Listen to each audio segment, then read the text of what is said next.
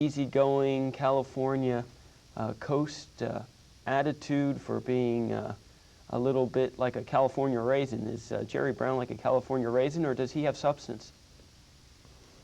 He has some substance which appeals to the sector of the electorate that Bob has identified. I think his major contribution so far is in telling the people with whom he is competing for the nomination that there is this sector in society and you better not disregard it when the national campaign takes its full flux. Now, how will he do in California? I honestly don't know, but I think the sector of the electorate which Bob identified is found also in California, proportionally speaking, in large numbers, and he might do fairly well there, but I doubt if he will win the primary in California. Could I add something else? His record as governor there is mixed, and therefore I don't think he can run on his record there effectively. The trouble with Jerry Brown is not that he's not saying things that are true in some respects, or at least that his constituency resonates with very directly. The problem with Jerry Brown is that he is so extreme, and I use that word advisedly, in his indictment of the system, that he is building a record that would come back to haunt him in a very profound way should he ever become the president. That's the problem, I might add, with the heavy domination of our politics by the mass media, particularly by television. It encourages the sort of mass appeal that comes back, as I say, to stand the successful candidate in very bad stead as he tries to govern. For example, when Jerry Brown says of his fellow Democrats that they are uniformly themselves corrupt, that they are participating in a system that is corrupt to the core, that he, Jerry Brown, in effect is promising to come sweeping in on a great white horse and clear out all of the corruption. He is making a promise that nobody, not even Jerry Brown, can even begin to keep. Should he become president, he's going to have to work with the same system that the other candidates will work with, the same system that's been in place now for a very long, long time, and no one person is going to reform that system overnight. Not even Ronald Reagan, with his enormous support, could do that. So if Jerry Brown is elected on that platform, which I think there's very little chance of, he's going to find himself frustrated. He's going to find himself disappointing even further and alienating even further the very people who voted for him. And that is not good for the system. Issue 5, David Duke. Professor Nasr, David Duke's past is pretty amazing. Ku Klux Klan leader, Nazi sympathizer and such. Yet it does bring up one interesting issue, a side note to Duke. Can a person running for political office who's made mistakes, can he change? Can he be accepted? Those, I think, were not mistakes. And I don't think any candidate can disown a past that he lived and lived for a relatively long period of time. You don't change your political views by declaring that you have disowned the past. The ripples of the past are still there, and there is an organic continuity between them and what is happening in the campaign. And even a good portion of Duke's own constituency found probably a God-sent candidate or competitor in Pat Buchanan to move away from him. So to answer your question directly, I don't think he can declare that he disowned his past, but his past is part of his political life and it's very, very difficult for him to run without it. Professor Well, Calvert? I would have to say here that I'm not convinced that David Duke is somebody who really deserves much discussion at this point. David Duke is history. He appeared at one point to pose a real threat to George Bush, but I agree absolutely with what Professor Nasr said. Pat Buchanan has absorbed all of that, and David Duke is a non-issue now. He's a non-factor. Yet some of the things that he has brought up have been absorbed into Buchanan's plan. Well, that's true, and we touched on that in the case of Buchanan. Yeah. David Duke is going to be an interesting footnote in the history of this period, but that's all he is.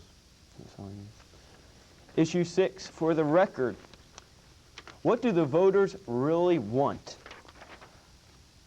Well, we have taken surveys. USA Today has taken some surveys that we have used, and one of them is a pie graph on the economy, the issues important to Americans. The number 3 issues were economy, health and tax concerns, education, and competitiveness. I find it interesting that on both parties that economics and jobs were considered to be the number 1 issue, and yet the economy is Bush's weak point and Harkin's out of the race on the Democratic side. So what does that mean, Professor Nasr? I think that President Bush's problem is that there is a weak economy, which I believe he did not create. I think the weak economy or the weaknesses in the economy are a creation of the last decade or so. And I almost wanted to come to the defense of President Bush when we were discussing him and his message and his platform or record as a president. I think and this is what I implied when I said that Bush ran into the problems which were created for him. And I think his strongest contribution is in trying, at least, and I think earnestly so, to build a global system or contribute to the building of a global system which will allow the American economy to resume its healthy leadership role in the global economy or at the global level. And I think this is the strength in his record, which he seems to be either abandoning or being detracted from. And this is where probably his wimp quality as a politician or being too much of a politician is hurting him. I think he would do a lot better if he sticks to his guns, tells the American people that there are things which are wrong with the economy, there are problems, you are hurting and I feel it. But dealing with them only at the internal domestic level is not going to help us in solving our problems profoundly and substantially. We have a world to deal with. There is a Europe which is uniting. There is a Japan which continues to grow. There are nations in the world which are growing as markets and economies. China is one of them. China is destined, I think, to play a major role in the coming decade or so, economically, politically, and otherwise. And Bush is permitting whoever is designing the strategies of the other campaigns to detract him from his strongest point and strongest message. If you look inside, I see the candidates who are running potentially against Bush saying that they will put the economy back on track and can provide their own prescriptions and what have you.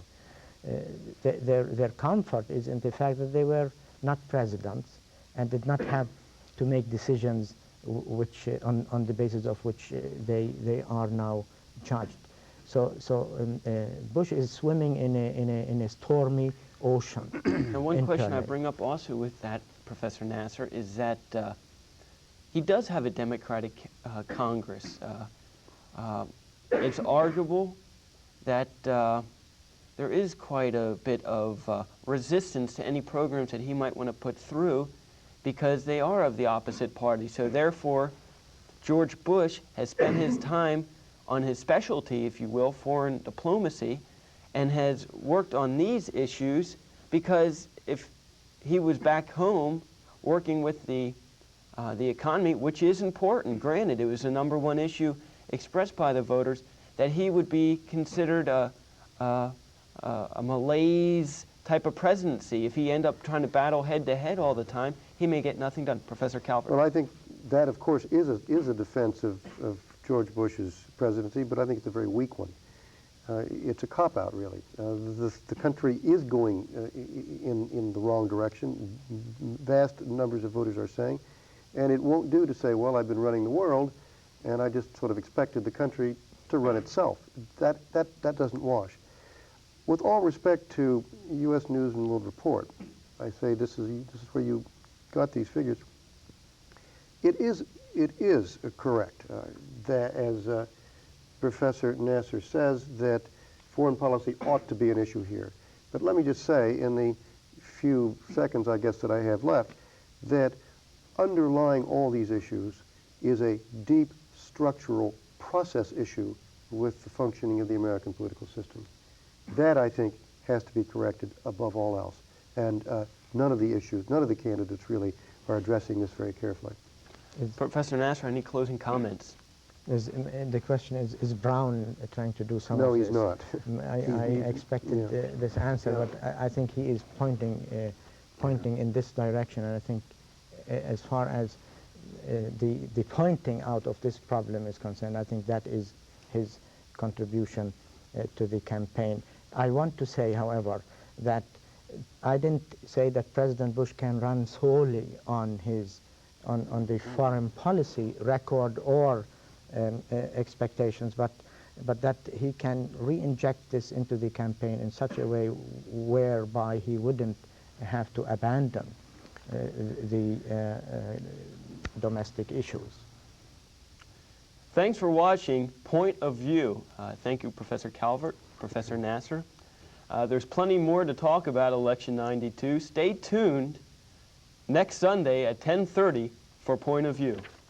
Remember, if you don't express it, it's not a point of view.